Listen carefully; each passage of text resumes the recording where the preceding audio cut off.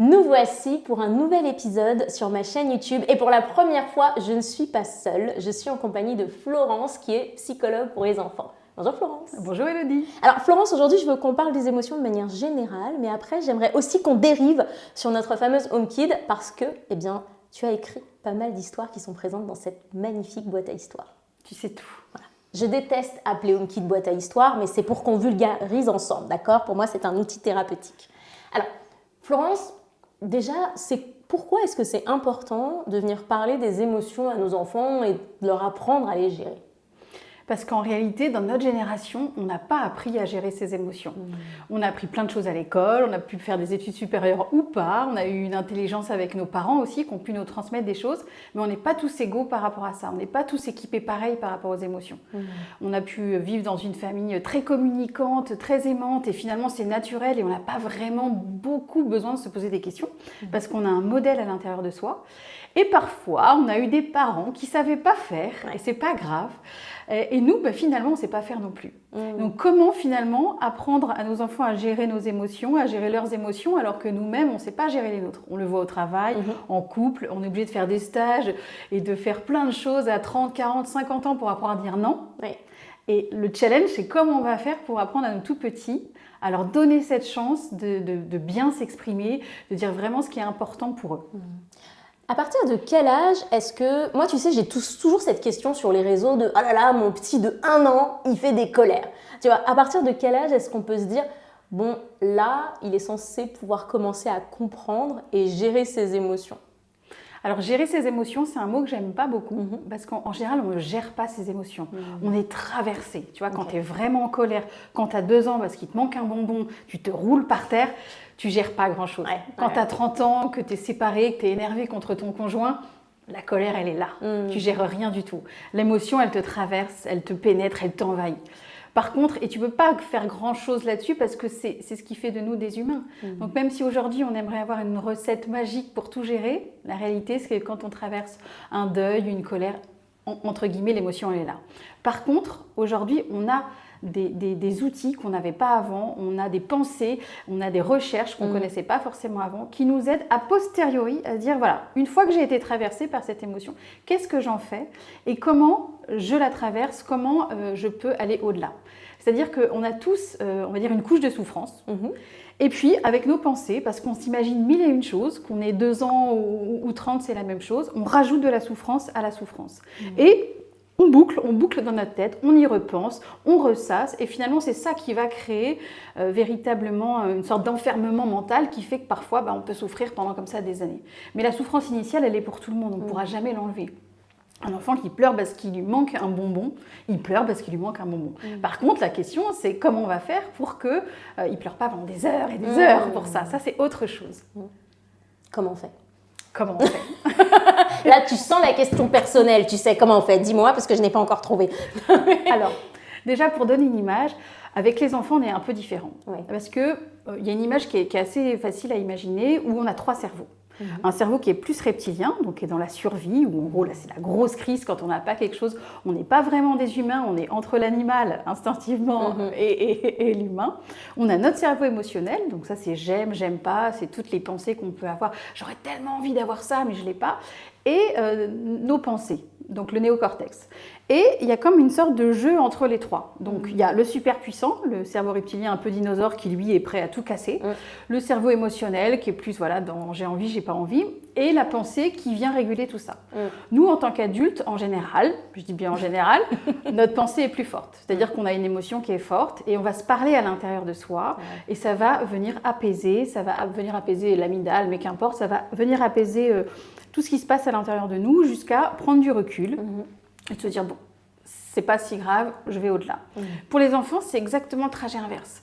C'est le reptilien, donc le petit dinosaure qui est le plus fort. Donc c'est maintenant, il n'y a pas de pensée, il n'y a pas de, on relativise pas, c'est maintenant, c'est une question de vie ou de mort. Et puis, ils n'arrivent pas forcément à penser parce que tout simplement, ils n'ont pas la maturité émotionnelle. En revanche, quand nous, adultes, ou n'importe quel adulte, ça peut être un parent, un professeur, quelqu'un qui aime cet enfant, va lui expliquer ce qui se passe en lui. il va commencer à connecter, dire « Ah oui, mais là, je suis en colère parce qu'en fait, j'avais vraiment envie de ça et puis je ne l'ai pas. Mais si je ne l'ai pas, qu'est-ce qui va se passer ?»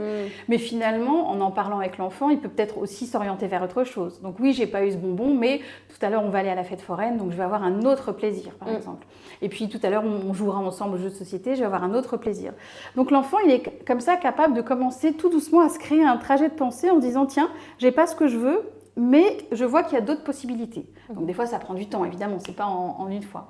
Mais l'enfant, il va intégrer progressivement le discours qu'on va lui dire. Donc c'est nous, adultes, qui allons éteindre un petit peu ce feu intérieur et l'enfant, il va comprendre un peu ce qu'on lui dit. Mais il ne va pas forcément réussir à avoir le bon comportement tout de suite parce qu'il est juste dans cette phase d'intégration. Et progressivement, parce qu'on va lui répéter des dizaines de fois, alors quand l'adulte ne sera pas là, mais peut-être quelques mois après, ce n'est pas forcément tout de suite, l'enfant dans la même situation va se rappeler de tout ce discours qu'il a eu et va l'intégrer. Donc il va être capable très clairement de se dire dans sa tête les mêmes phrases, les mêmes pensées qu'on lui a dites auparavant. Mais si on ne lui dit pas, alors l'enfant il est perdu. Tout comme nous adultes, parfois on est face à une situation et on se dit mais je ne sais même pas quoi penser en fait. Tout est flou, je suis traversée, je pleure et puis par exemple je suis en colère contre quelqu'un, et bien je vais me le répéter 10 fois, 100 fois, je vais me le répéter même pendant des mois parce que je n'ai pas eu cette personne qui m'a aidé à faire un court-circuit sur ma pensée et de passer de ce niveau très reptilien ou affectif à un niveau plus cérébral qui me permet de m'apaiser. Donc c'est pour ça en clair que plus on va parler aux enfants, plus les enfants vont réussir progressivement à avoir un discours intérieur, un monde intérieur qui est beaucoup plus apaisant. Mais la question c'est que parfois, en tant qu'adulte, vu qu'on n'a jamais vécu ça nous-mêmes, on ne sait pas le faire. Donc on a besoin d'avoir des supports. Aujourd'hui, il y a plein d'outils qui existent, et notamment les histoires. En quoi c'est intéressant ? Parce que les histoires, depuis... vous avez remarqué qu'elle est en train de faire son interview toute seule.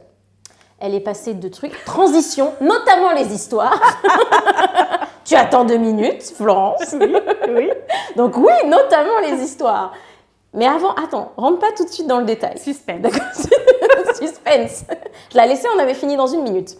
Donc, notamment les histoires. Notre boîte à histoires, parce que justement, tu as dit notamment les histoires, et je trouve ça très pertinent. Mais avant, tu as dit qu'il y a tout un tas d'outils, notamment les histoires. Mais je veux encore faire un pas en arrière parce que tu nous as dit que quand on va venir expliquer aux enfants qu'est-ce qu'ils sont en train de vivre, ce qui est en train de traverser leur corps, et que petit à petit, du coup, ils vont comme ça réussir à traverser leur émotion et comprendre ce qui se passe. Et du coup, un enfant aura tendance à moins se jeter par terre pour le fameux bonbon. Mais sauf que je trouve qu'on parle très rarement de l'autre cas où il va avoir tendance à moins se jeter par terre pour avoir le bonbon parce qu'on lui a demandé de taire ses émotions. Ce qui nous est arrivé à nous. Moi, je ne me suis jamais jetée par terre pour un bonbon. Sûrement parce que je savais que ma vie était en danger si je le faisais, mais je ne me suis jamais jetée par terre. Mais tu vois, et je pense que c'est important aussi d'apporter cette nuance, parce que souvent on voit un enfant et on se dit « Ouh là là, il est bien éduqué ». Moi, j'avais ce qualificatif. Élodie, elle est super bien éduquée. Là, c'est surtout Élodie, elle n'est pas autorisée à vivre ses émotions. Et tu vois ce que je veux dire ? C'est important en fait qu'on soit capable de faire cette distinction entre un enfant qui est en train d'apprendre à traverser ses émotions et l'autre à qui on a dit c'est pas autorisé. Et parce qu'en fait, comme tu l'as dit justement, on ne sait pas nous, on ne sait pas comment faire. Et en fait, moi j'étais persuadée pendant des années que la bonne manière de faire c'était de dire à l'enfant non, alors pas de caprice, pas de caprice pour ce bonbon, ça suffit, tu arrêtes. Et donc l'adulte, le premier pas pour apprendre à faire ça, c'est quoi, nous en tant que parents ? C'est aller chercher à l'extérieur ou aller chercher à se former et savoir faire ? Ce qui est difficile dans cette question, c'est que si tu ne sais pas comment faire, en réalité, tu n'as pas les repères intérieurs puisqu'on ne te l'a pas dit. Ouais. Donc pour moi, la seule chose qui est facile, entre guillemets, même si sur le moment, évidemment, c'est difficile, mais c'est d'écouter son corps. C'est en gros, est-ce que je me sens à l'aise quand je dis ça ou au contraire, je ne me sens pas bien. Le corps, il est très simple. Il n'y a pas besoin de faire toute une théorie. C'est oui ou c'est non. C'est je culpabilise, j'aurais pas dû lui dire ça, ou il m'agace, ou ça m'énerve. Et intérieurement, un enfant, parfois on n'a même pas envie qu'un bébé pleure. Parfois ça peut être même très agressif qu'un bébé pleure. Ou alors de se dire, je lui ai dit ça, mais je me sens vraiment bien, j'ai l'impression que j'ai fait mon job de parent. Mais pas avec la tête, parce qu'avec la tête, évidemment, on pense toujours qu'on fait bien les choses, ou alors à l'inverse, on pense toujours qu'on fait tout mal. Ça, c'est toujours la tête, il n'y a pas de nuance. Non, c'est vraiment dans ses émotions, donc dans son cœur de manière générale, de se dire juste, est-ce que vraiment là je me sens bien ? C'est-à-dire, est-ce que je me sens détendue ? Est-ce que je me sens apaisée ? sans qu'il y ait tout ce discours qui nous mente, Bien en sûr. fait. Parce que parfois, on est des super bons parents et on a l'impression d'être la pire des serpillères, alors que pas du tout. C'est pas ça la question. C'est vraiment là dans mon corps. Est-ce que vraiment là, ça s'ouvre ou est-ce que c'est crispé et il m'agace et j'ai qu'une envie, c'est qu'il se taise. C'est pas du tout la même sensation. Et quand on est capable, progressivement, évidemment, c'est pas pendant que l'enfant vit la situation. Hein. Là, on est tous dépassés, qu'on soit psy ou non, c'est pareil pour tout le monde. En revanche, 1 heure après, quand on est un peu tranquille dans son lit ou qu'importe, se dire juste là, comment je me suis sentie quand je lui ai répondu ça.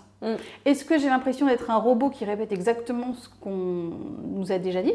Par exemple, ce que tu disais, arrête de faire ton caprice, arrête. Moi, je t'ai pas éduquée comme ça. Ouais.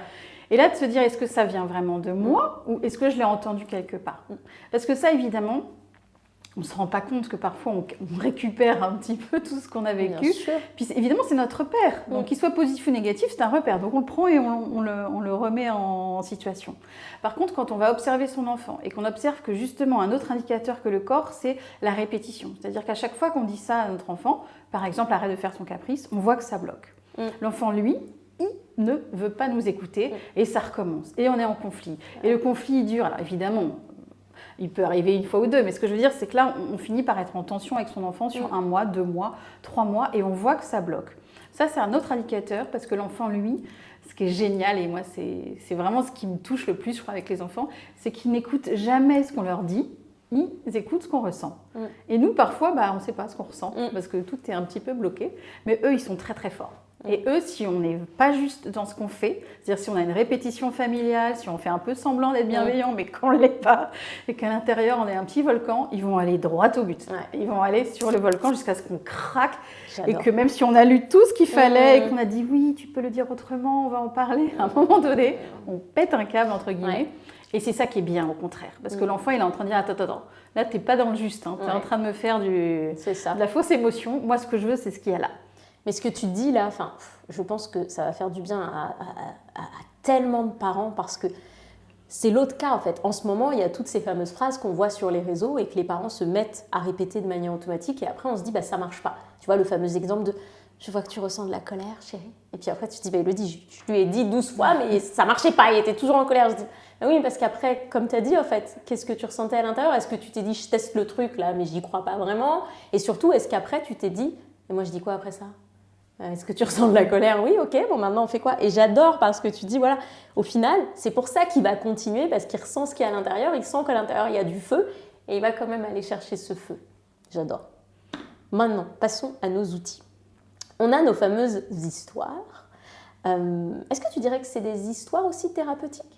Des histoires, des émotions? Comment tu les appelles, toi? Je dirais que c'est des histoires qui sont tournées de manière thérapeutique, mais c'est avant tout des vraies histoires. C'est des vraies histoires, ok.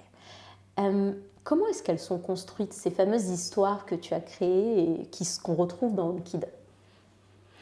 Alors aujourd'hui, les histoires que j'ai pu rencontrer, alors il y a des tas d'histoires qui sont très bien, mais souvent ce que j'ai observé, c'est que justement le côté émotionnel, il est un peu en deçà. C'est-à-dire qu'on va raconter une histoire très pédagogique, où on comprend tout de suite ce qu'il faut faire, il y a un exercice précis et on se coupe, à mon sens, un peu de l'imaginaire. Or, depuis plus de 5000 ans, quand on raconte une histoire, il y a une vraie action, il y a une mise en danger, il y a quelque chose qui se passe au niveau de nos émotions sans qu'on ait besoin de tout dire et tout expliquer et mettre des sous-titres pour dire « attention, là, on travaille vraiment sur la colère ». Et moi, ce que j'avais envie de créer, c'était des histoires qui ont toujours été des histoires finalement classiques, mais qui aujourd'hui n'existent plus. C'est-à-dire des histoires où on va mettre des outils thérapeutiques, mais qui sont cachés. Des histoires où, sans s'en rendre compte, juste parce qu'on part dans l'imaginaire, le héros va traverser une vraie émotion, une situation de souffrance par exemple, et un autre animal, qui évidemment représente le parent ou la personne bienveillante, va lui montrer comment dépasser son émotion, mais sans arriver avec ses gros sabots, entre guillemets.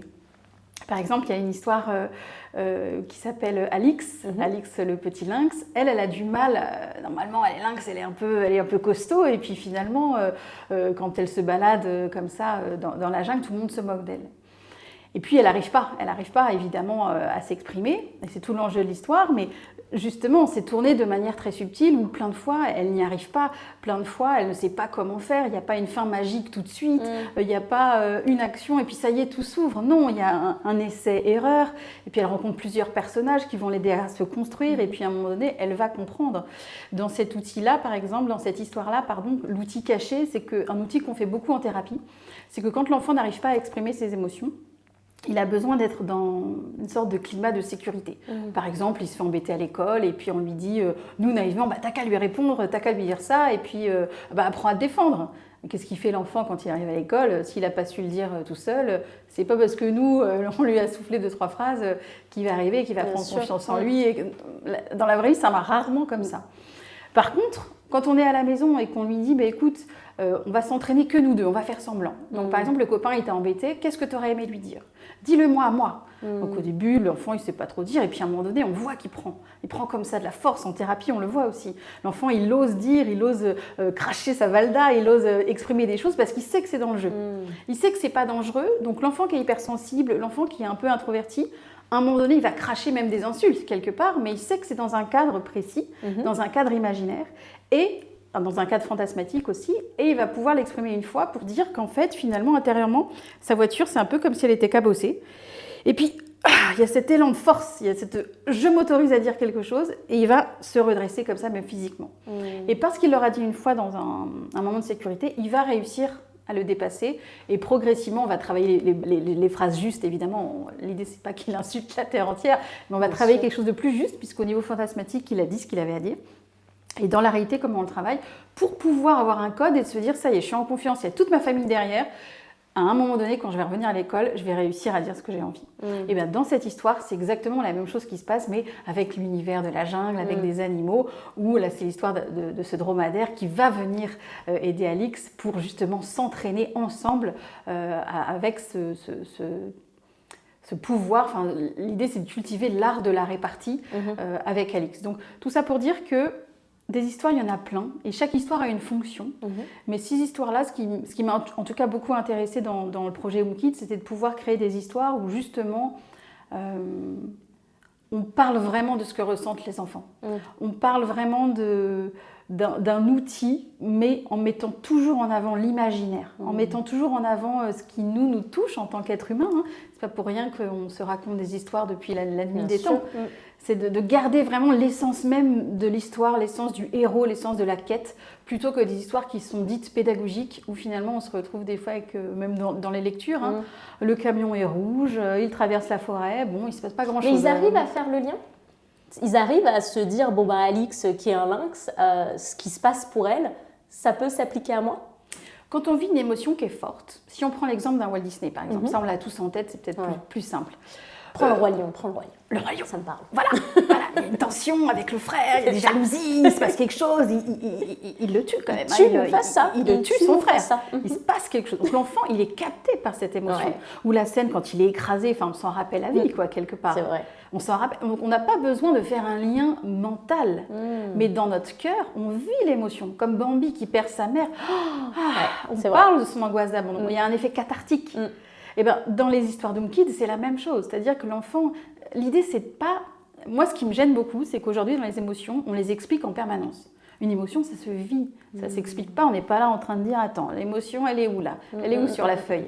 Non, je suis en colère, moi j'ai envie de m'exprimer. J'ai envie de dire les choses, j'ai envie de crier, j'ai envie de taper, j'ai envie qu'on m'entende. Il se passe un truc dans une émotion. Et dans une histoire, c'est possible. Et quand nous, parents, on n'a pas eu cet outil, on n'est pas équipé pour parler des émotions parce qu'on ne sait pas comment le faire, alors ça permet aussi à l'enfant, à travers l'histoire, de dire tiens, je te donne quelque chose qui va te parler peut-être des émotions mieux que moi, mais évidemment on est parents et ensuite on rattrape. Et quand l'enfant il entend ces histoires, on peut en parler aussi avec l'enfant parce qu'on a le même outil. Si on prend l'exemple de Walt Disney, quand l'enfant le regarde, il capte à son niveau, et puis il va le regarder 5 ans plus tard, il va encore capter autre chose. Nous adultes, on capte encore autre chose. On capte, en fait, dans l'histoire, ce qui est intéressant, c'est qu'on vient capter ce qu'on a besoin. Donc ça peut aller à travers les âges. C'est ça qui est aussi intéressant. Je l'avais pas vu comme ça, c'est vrai. Je crois que je suis encore marquée, moi, par la mort de Mufasa. Faut que tu les On en parlera juste après la vidéo. Je vais prendre une petite séance avec Florence. Le deuil. Florence, c'est quoi la différence entre HomeKids et les autres boîtes à histoires? S'il y en a une. Bien sûr. Alors, il y a les boîtes à histoire, de manière générale, c'est toujours intéressant, mais chaque boîte a aussi une fonction. Il y a des histoires... on ne donne pas de nom. Non. Non, mais les autres. Je ne connais pas. On va les appeler les autres. Très bien. Très bien. Les autres boîtes à histoire, allez voir mes autres vidéos pour voir les noms. Voilà. Dans les autres, il y a des histoires qui sont intéressantes, par exemple plus intellectuellement, sur des personnages, il y a des grandes aventurières, et des choses qui intéressent l'enfant, il y a des choses qui sont plus en lien avec des documentaires. Donc, c'est aussi intéressant, parce que l'enfant, dès qu'on peut le couper des écrans, aujourd'hui, c'est quand même précieux. Bien sûr. Mais la différence avec Loom Kids, c'est qu'on travaille vraiment, c'est vraiment axé sur les émotions. Encore une fois. Donc, même si chaque histoire, finalement, parle d'une émotion. Mais là, c'est des outils qui sont cachés. Il y a des outils de PNL, il y a des outils de FT, il y a des outils que nous, on apprend adultes aussi. On est là avec nos formations, nos vidéos, on va chez le thérapeute pour essayer d'apprendre à savoir ce qui se passe dans notre corps. Et bien là, ces mêmes outils, ils sont cachés dans les histoires. Ce qui permet que l'enfant fasse des exercices sans lui demander de faire un exercice. On ne lui dit pas, allez, souffle. Les enfants, au bout d'un moment, ça les ennuie.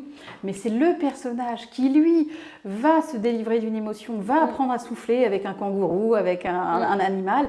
Et à un moment donné, l'enfant, il a capté que dans son émotion, dans son cœur, ça lui plaisait. Il a aimé ça. Donc, il a envie de faire pareil. Vous voyez, c'est un peu comme nous.